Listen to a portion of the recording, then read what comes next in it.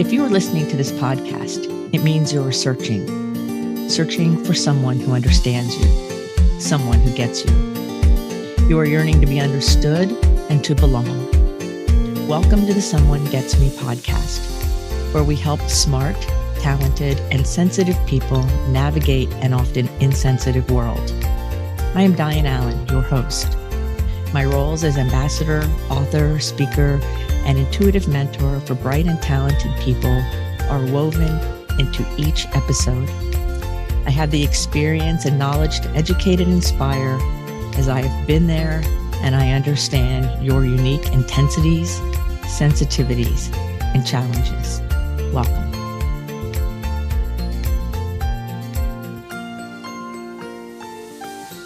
Five dangers in assigning motives and what to do instead. Today, friends, I have a story for you to start out. And this has been on my mind on and off for a long time about assigning motives.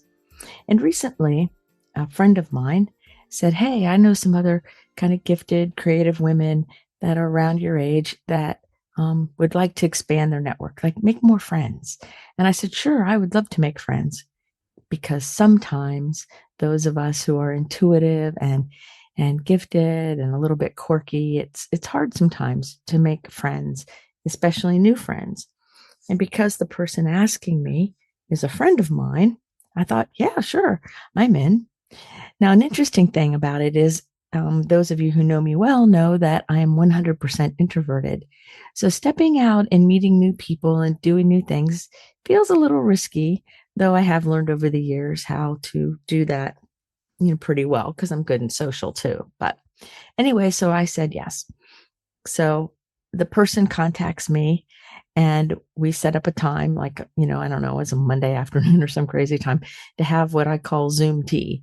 And that is get on Zoom and have tea together and chat and just have a nice conversation. And I was so excited to meet a new person who we had a mutual friend who I really admire. And then the morning of that phone call, the person messages me this long message that they've changing their life. They've had a change of heart and they don't need to talk to me. And I was totally confused. What did it even mean? Well, apparently they had found out that I do intuitive mentoring and assigned the motive that I was going to try to get them to work with me or something. I don't know.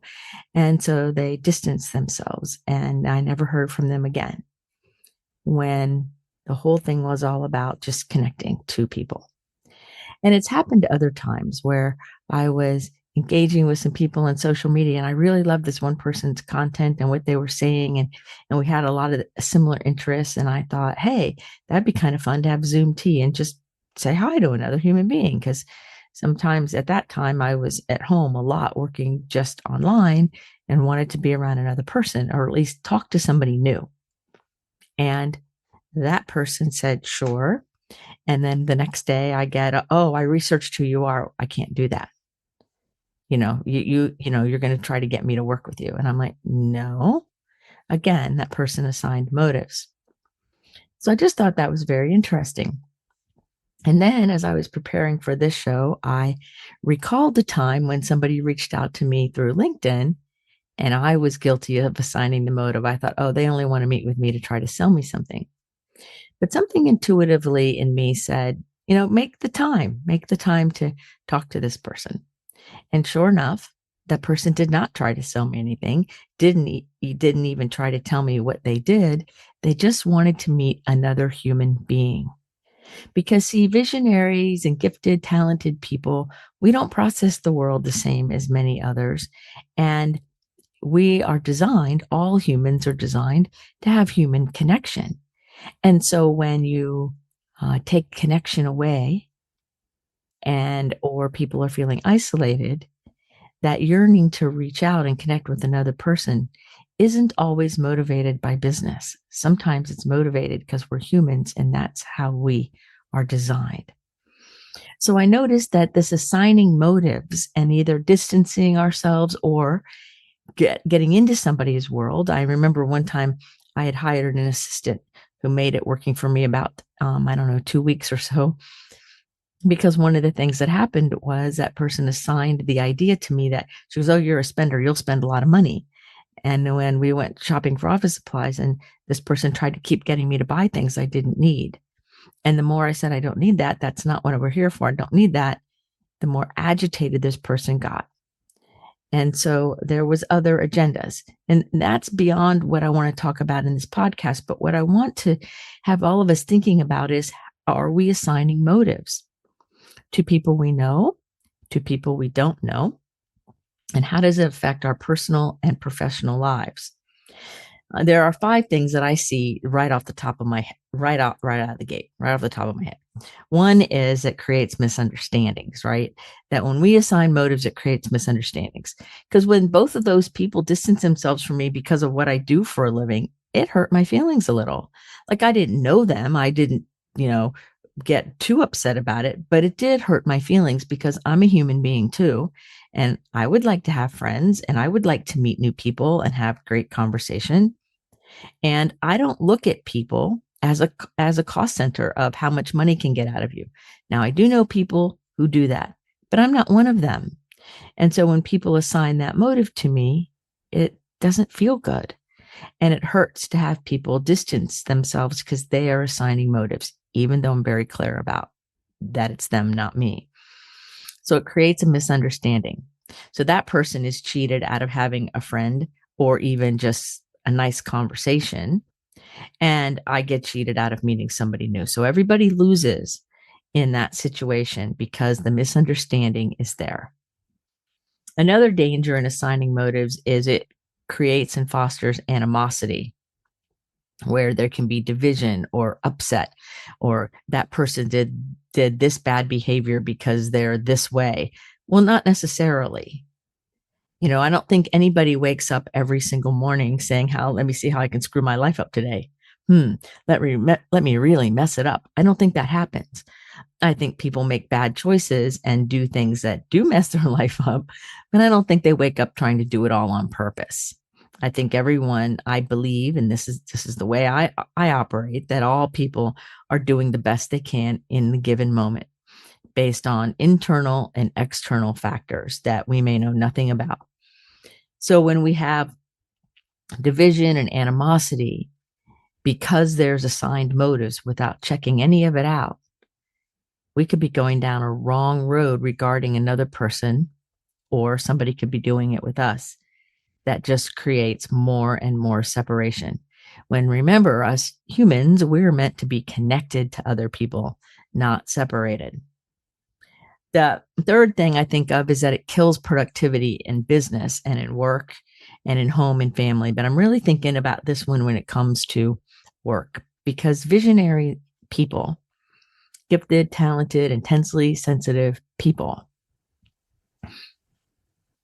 do their life and their productivity and their calendars differently than some other people. Like, a lot of strategic people will have a list of things to do and they will get it done. But visionaries typically time block because they need that kind of structure, but yet have flexibility. So when somebody is assigning motives, like that person did this way or did that this way, that can kill the productivity. Either if you're the intensely sensitive person, the visionary, assigning a motive to another person, or the other way around, or maybe even both. Like, sometimes I'll be in a corporate setting and I'll be working with people and I will hear things like, "Well, they did that because they don't like this person," or "They did that because they're stupid," or "They did that because they're not thinking." You don't know that. You don't know that unless you're in that person. You might think you know that. You might know them very well, and you might have other facts. But until that person shows you in a way that is undeniable, you're assigning a motive, and probably you're going to be not exactly as accurate as you think you are. You know, I had somebody in a situation, in a work situation, get all mad and, just really go off and about something that seemed kind of little. Well, then all of a sudden, we found out much later that that person's husband was in the hospital, and nobody said anything. She didn't say anything to anybody. She was holding all that pain in. And then one little work thing happened and she was blowing up. It had nothing to do with the content at work. It had to do with what was happening inside of her world. So everybody who was assigning motives that there was something mean about this person was wrong. It kills our productivity. It wastes our time. The fourth thing that it does is it shuts down the visionaries, because visionaries, by definition, operate a bit differently than strategic thinkers or non-visionaries. All people and all the different facets, visionaries and non-visionaries and multi-potentialites and intensely sensitive people and strategists, everybody is required to make the world go around. There is no one way that is better or worse than another. The key here, I believe, is to realize that all people are valuable in their own way, for their own purpose, their own thing, whatever they're doing. Like, I'm a great visionary and I can see the big picture, but sometimes doing what I would call the mundane things is very hard for me. But I have other people in my world who love those things that I call mundane. They think they're amazing. So together, we put together a really beautiful life, all of us. And so visionaries shut down when there is a motive being assigned. Like recently, I started noticing that people in the coaching, mentoring industry love to focus on how much money people are making. Clap your hands for my client so-and-so who made this much money this month, or clap your hands for this person made this much money. And every time I find myself thinking, and so what service, what good did that coach do? What are they offering that makes the world a better place for their customer, their client, and the client's clients? Why don't we focus on that, knowing that the money follows, the money comes? So I can tell when people tout about one thing, what their motives are. And still, we don't want to judge somebody because they might say it that way, and their motive might be service, but they might be speaking in dollars so that people can understand what they're trying to say. So we need to ask what the motive is. We need to have an understanding what is happening, because a visionary will shut down. A really good example of this is many years ago, I was a clinical director of a fairly large substance abuse treatment center in Florida. And the director, the owner, came in to my office one day and he said, "Hey, if you can get this one client to stay another 30 days, then I will pay you $1,000. Well, there's a lot of problems with that. One is we don't manipulate somebody to stay in treatment longer than they need to, right? I mean, there's some ethics and morals. But the point here for this conversation is that this person, I looked right at him and I go, I'm not motivated by the money. You could offer me $10,000. That's not going to get me to try to do that, because my motivation is the welfare and service of the people I'm serving. And so I am not motivated in the same way that the CEO was motivated. He's motivated by dollars. I was motivated by service, knowing that the dollars come. It's not that I disrespect money or I don't want money and I don't think I earn it. It's which comes first. What's the consciousness behind it? Is the consciousness how much money can I make? And then I'm going to do something with it. Or it's a consciousness, let me see how I can be of the highest good and highest service for others, knowing that when I live in that level of integrity and alignment, that the right resources, money being part of it, shows up for me to continue to do my work, which is the way I do things. So just telling me you'll give me $1,000 if that person stays was not going to motivate me to get that person to stay. What was going to motivate me to get the person to stay is that person's best interest, one way or the other. So visionaries, we are driven a little bit differently sometimes. And another thing I'm thinking about is that assigning motives undermines perceived competence and integrity of the organization, especially. And so it really matters that we pay attention to what assessment, what judgment am I using regarding other humans, other people, or even the organization itself. I've heard a lot of things lately that is really, calling into question some of the larger companies and corporations just raising prices to gouge, the American people and all the different things from all around the world, actually, where people are assigning motives to others. Now, assigning a motive simply because we have a thought that maybe that's what they're doing is something that is a problem. It's a dangerous spot to be in. Now, having clarity about a motive because they've been disclosed in various ways, directly and indirectly, is a different conversation. What I'm talking about here is the dangers of assigning a motive when you don't necessarily have the information or the valid information of the truth of what is really going on. And so that's why I started out with the story about people who won't even talk to me because I know what I do for a living because I think they're afraid I'm going to try to sell them something. And the people who know me know that's not my gig. That's not how I roll. I'm not always trying to sell you my things. There are people out there who are doing that, and I think that I'm paying some of the price for that sometimes. But that person who assigned that motive could have asked, well, what's your intention in saying, let's get together? What is it that you would like to get out of the conversation? And then they would hear something like, it would be really fun to have a neat conversation with someone that I have something in common with. It would be fun. Different than, oh, I want to see how I can help you. So it's important to investigate. I really believe that. So here are some things we can do instead.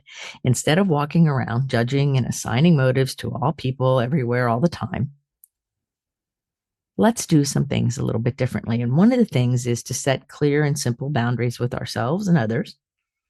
Boundaries being the criteria of how we let people in, but also how much of us we let out, right? How much of us we bring to the table in any situation. And so squishy boundaries or unclear boundaries can lead to misunderstandings and assigning motives incorrectly, both on our part and on other people's parts. So we want to have clear, simple boundaries. And one of the things I think of all the time is, may my yes mean yes and my no means no. So if I agree to say hi to somebody or go do something or whatever it is, then my yes is a yes. And if I say no, I want to be respected with that. Same thing with others. Even though but in both of those scenarios, my feelings were hurt a little bit and I really kind of wanted to talk to those people. There's a part of me that wanted to say, yeah, but I'm not like everyone else and all of that. However, the no meant no. And so respect the boundaries of other people, even when you have a feeling about it, especially then, I guess. Another thing you can do is, especially in work related situations, is clarify roles and processes, right? To have new people, when new people come into your organization or into your family or into your friend circle friends, but let's think about work for a minute. If a new person shows up, we might need to alter the process to accommodate that person because they may see things differently. So we want to be careful not to assign motives to the new people because we don't know them yet and we don't know what their motives are. I'm working with a client that this is a similar situation, that this person has recently gone into a new position in a new company where they didn't know her. And apparently, the people holding that similar position in her company prior to her weren't as organized and efficient and as visionary as this particular person is.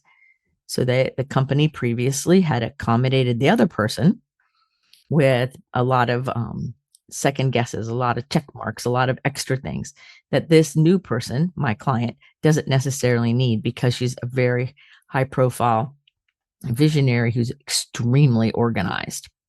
And so the company needs to accommodate and shift and change some of their processes in order to accommodate this person and their gifts.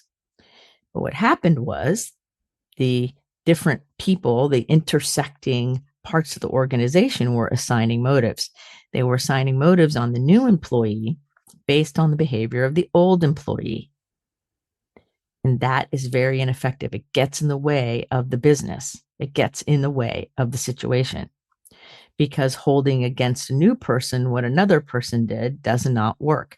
It's the same thing in relationships where people are dating somebody new and then they hold against the new person what the other person previously did or didn't do. So we may have to change a little bit.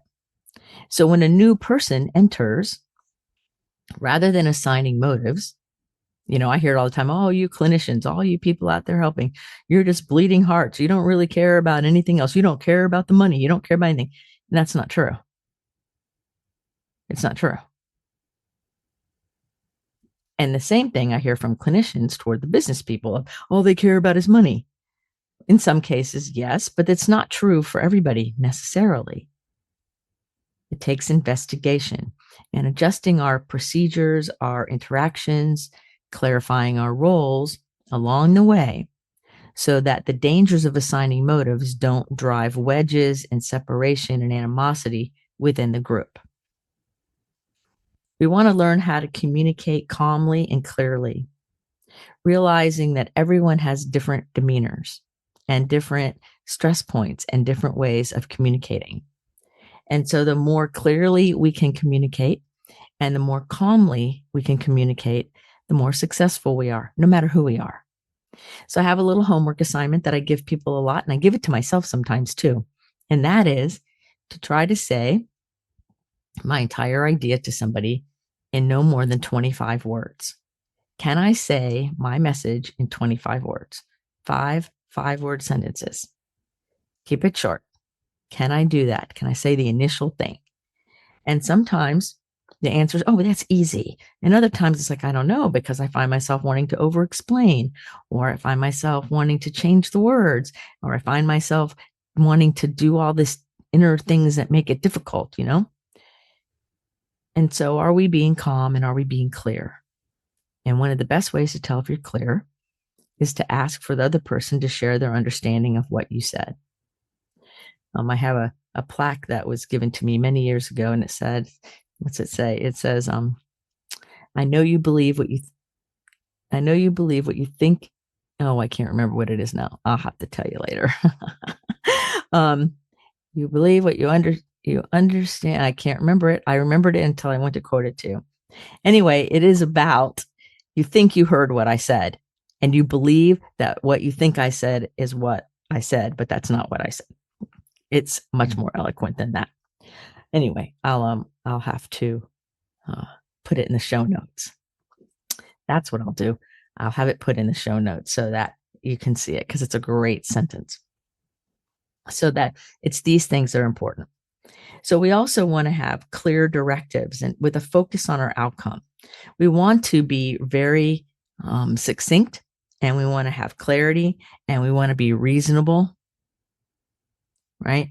And we want to understand that making adjustments, being able to pivot and make adjustments and accommodate and understand are ways that we can live more effectively, work more effectively, and come away from our relationships more satisfied because we're not assigning motives. We're not judging because we are clear on what's happening.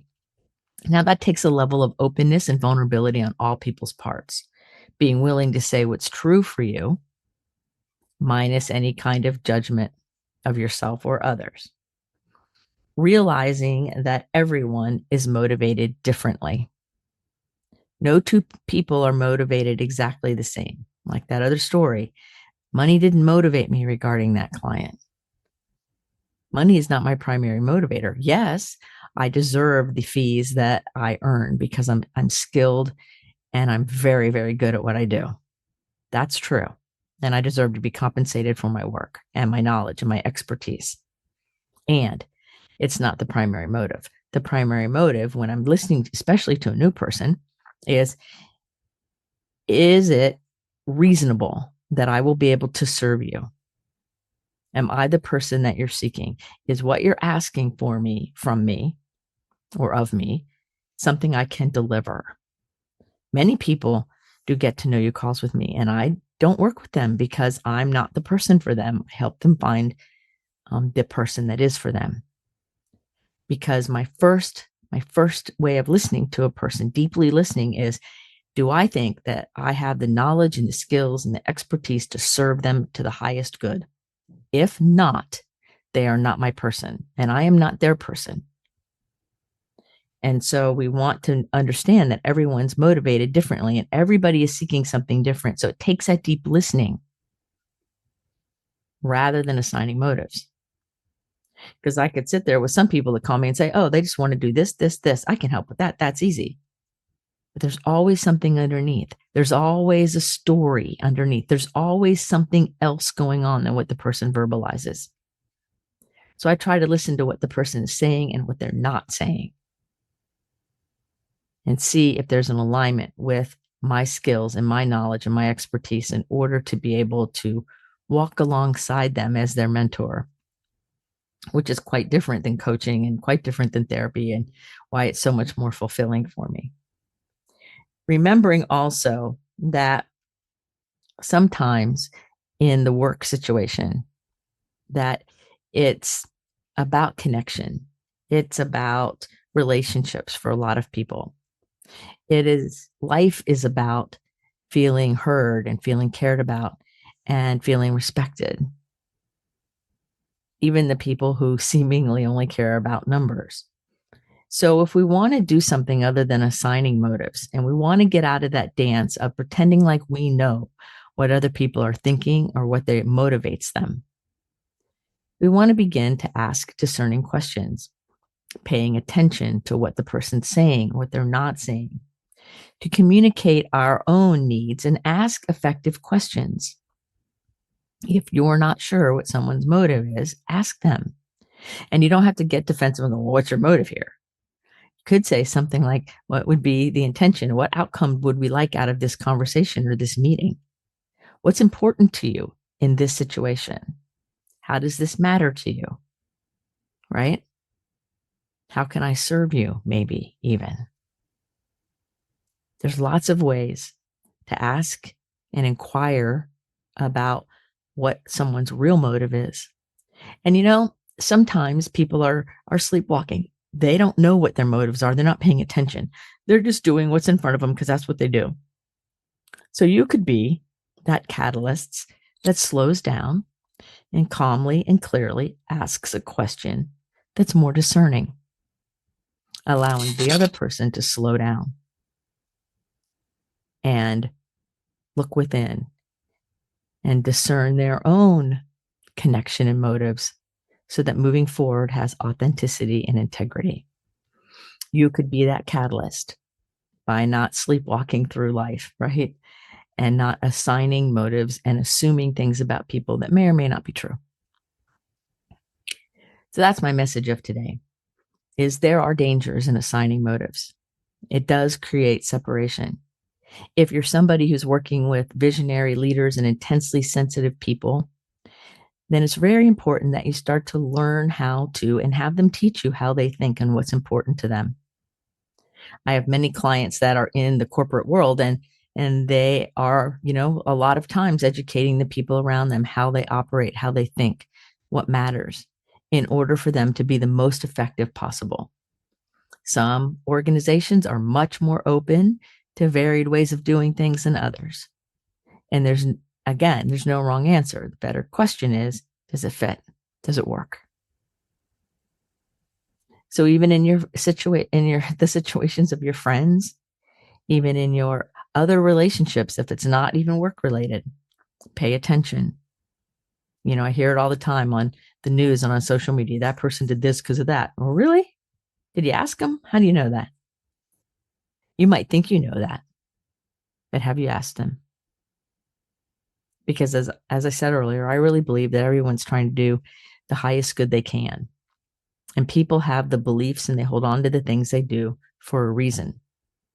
Now, once somebody shows you their motive, and they can show it in behavior, words, actions, consistency over time, which is trust, those kinds of things, then you can determine your own boundaries with regard to interacting in that situation.